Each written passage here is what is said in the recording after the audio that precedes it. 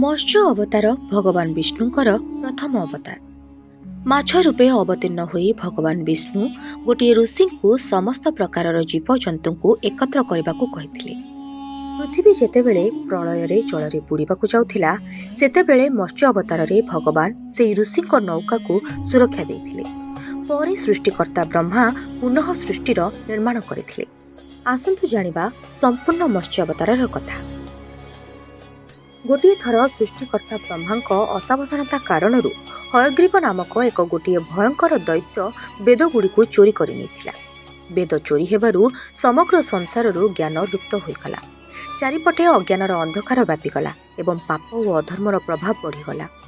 सेतेबेले धर्मर सुरक्षा पाई भगवान विष्णु मत्स्य रूप धारण करी हयग्रीव को वध कले एवं वेदगुड़ी को रक्षा कले। प्रलय पूर्वरु सत्यव्रत नामक जड़े पुण्यात्मा राजा तपस्या करुथिले।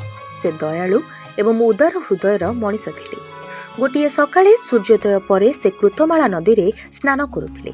स्नान परे तर्पण पाई जेतेबेले से आंजुली रे जल नेले सेही जल सहित गोटे छोट माछ मध्य आसीगला। सत्यव्रत माछटी को पुणी नदी रे छाड़िथिले। सेतेबेले माछटी कहिला, राजन, जलरे बड़ बड़ प्राणी छोट प्राणी मानकु मारी खाई दियंती। मते मध्य केही मारिदब, दयाकरी मोर प्राण रक्षा करंतु। राजांको हृदय रे दया जाग्रत हेला। से माछटी को जल भरा कमंडलू रे रखिले। किंतु गोटे राति रे माछटी एते बड़ होइगला जे कमंडलू छोट पड़ीगला। परदिन माछटी कहिला, राजन, मो पाई अन्य जगह व्यवस्था करंतु। सत्यव्रत माछटी को गोटे माठिया रे रखिले। किंतु सेठारे मध्य माछटी बड़ होई माठिया को छोट करिदेला। परे ताकू सरोवर, तापरे नदी एवं शेषरे समुद्र रे छाड़ी दियागला। आश्चर्य, समुद्र मध्य माछ पाई छोट पड़िला। तेबे सत्यव्रत विस्मित होई पचारिले, आपण कि मो बुद्धि को आश्चर्य रे बुड़ाई देउछंती। तेबे मत्स्य रूपधारी श्रीहरि कहिले, राजन, हयग्रीव दैत्य वेदगुड़ी को चोरी करिछि। 7 दिन परे प्रलय आसिब।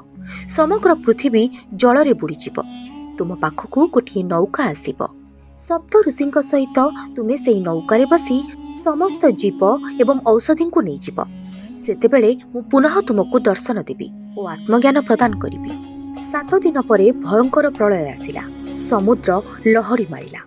समस्त पृथ्वी जल रे बुड़ीगला। सेतेबेले नौका देखादेला। सत्यव्रत सप्त ऋषिंक सह नौकारे बसीगले। प्रलयर समुद्र रे मत्स्यरूपी भगवान प्रकट हेले। से हयग्रीव को बध करी वेदगुड़ी को पुनः उद्धार करी सृष्टिकर्ता ब्रह्मा को पुणी फेराई देले। एहीपरि भावे भगवान मत्स्य अवतार धारण करी वेद मानकर और समस्त प्राणींकर कल्याण करिथिले। जय श्रीहरि।